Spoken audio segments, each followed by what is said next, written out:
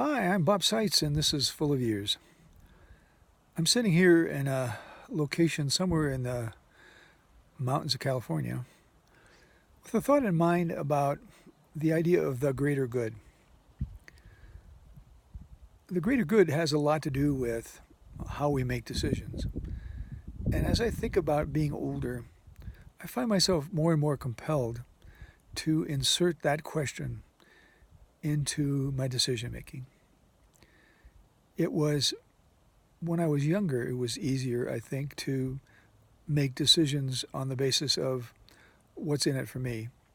And that was legitimate, I think, because I had my whole life in front of me, and what's in it for me could, in fact, be the greater good. The long span of my life and what I could accomplish for God's will and the good that I could do. As I've gotten older, the greater good seems more compelling for me. And it includes people.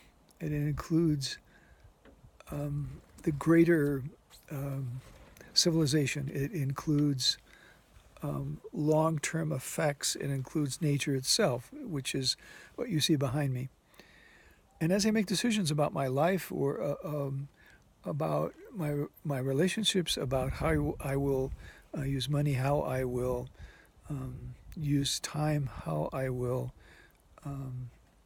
relate to people, this question just gnaws at me a lot. What will be the greater good?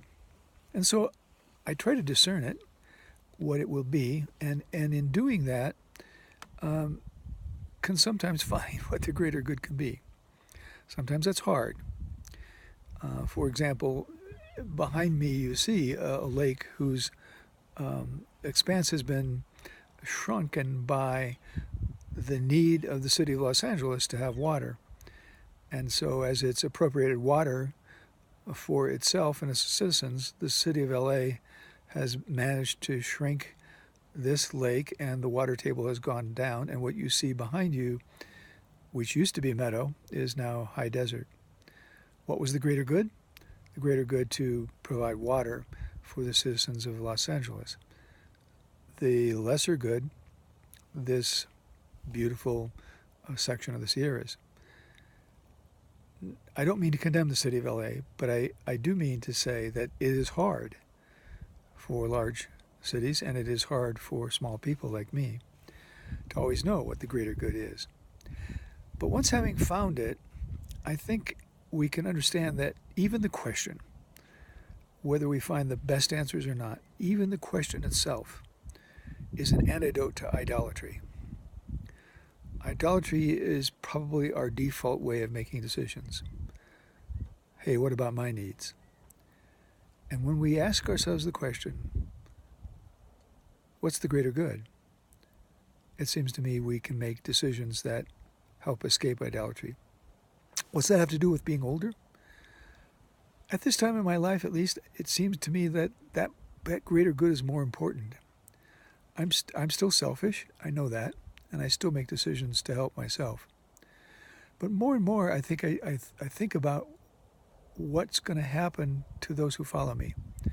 What's going to happen to this property when I'm gone? What's going to happen in our civilization? What do my decisions do to change or keep constant what's good for other folks?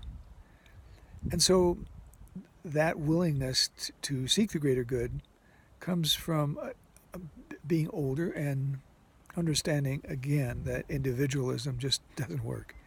It doesn't last. It sets people against each other. And so today, as I write the blog that accompanies this, I'm going to be thinking along with you about how we find and hold on to and live the greater good, and thereby worship God. This is Bob Seitz, and Full of Years.